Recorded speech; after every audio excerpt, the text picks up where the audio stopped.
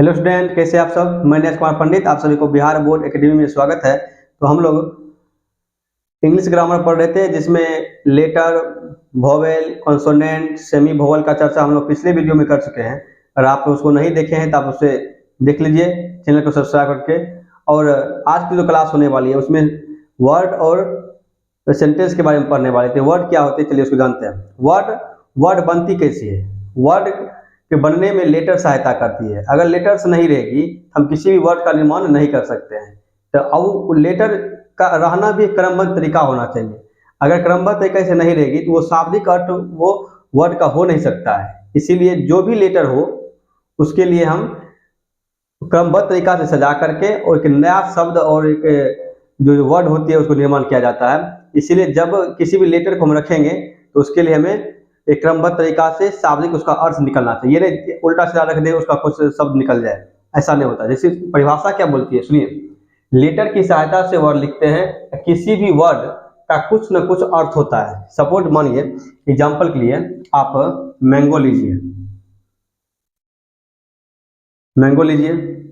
Apple लीजिए, हाँ, ये दोनों का शाब्दिक अर्थ देखिए। इसका आम निकल गया, इसका सेब निकल गया।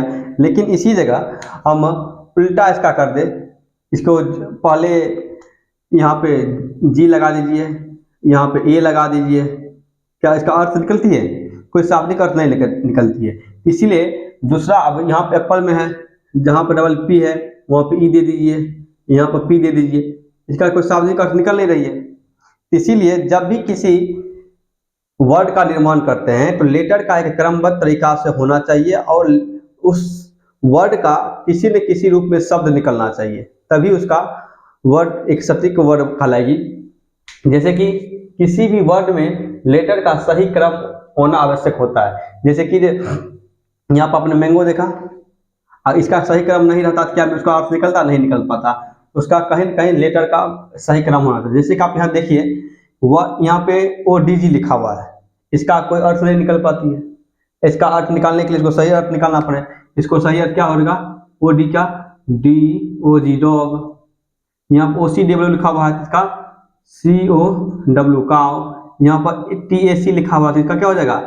कैट। यहाँ पे आर्ट नहीं, क्या हो जाएगा? रेट।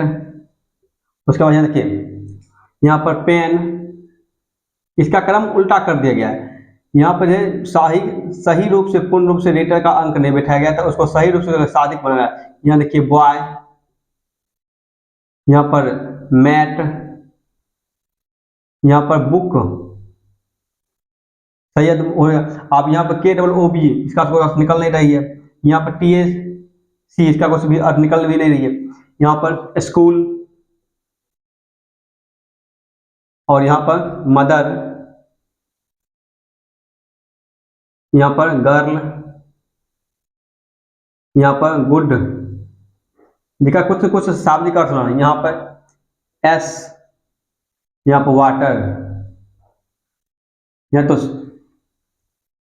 देखिए, वर्ड का अर्थ एक ही शब्द सब समझते हैं। अगर लेटर ढंग से क्रमबद्ध तरीका से सजी हुई है और उस वर्ड का कोई न कोई शाब्दिक अर्थ होना चाहिए तो वो पूर्ण रूप से वो वर्ड कहलाती है। अब चलिए सेंटेंस कैसे बनी? तो वह शब्द या शब्दों का समूह जिससे पूरा अर्थ निकले वो सेंटेंस कहलाती है। सपोज मानिए हम कोई सेंटेंस ले लिए, जैसे कि आई eat a mango, I eat a mango. अब देखिए, इसका कुछ शाब्दिक अर्थ निकल रहा, मैं एक आम खा रहा हूं। लेकिन इसी प्रकार में हम मैंगो को पहले कर देते, ए को बाद में कर देते, ईट को अलग कर देते, तो उसमें कोई अर्थ शाब्दिक नहीं निकलती, इसका एक शाब्दिक अर्थ नहीं होना चाहिए। इसलिए सेंटेंस क्या कहता है? शब्द या शब्दों का समूह। क्या दो वर्ड का भी मिला करके हम सेंटेंस बना सकते हैं। जैसे गो देयर, ये भी एक सेंटेंस हो गई। इसका कुछ न कुछ सेंटेंस निकल रही है। देयर गो नहीं हो सकती है, गो देयर सही क्रम है इसका। तो वही कहता है शब्द या शब्दों का समूह जिससे पूरा अर्थ निकले वो सेंटेंस कहलाता है। इसके सेंटेंस लिखने के लिए कुछ न कुछ हमें शर्तें का लागू करना पड़ता है। उस शर्त का क्या हो सकती है, जैसे कि किसी भी सेंटेंस में शब्दों का सही क्रम होना आवश्यक होता है। जैसे कि प्रत्येक सेंटेंस का पहला लेटर कैपिटल होना चाहिए, सही क्रम होना चाहिए। जैसे यहाँ आप देख लीजिए, यहाँ क्या हो जाएगी, I am a boy, I, colour change करते विजिबल रहेगी, I am a boy, you are a girl, you are a girl, this is a cat, this is a cat, U capital होना चाहिए। उसके बाद आई एम रेडी,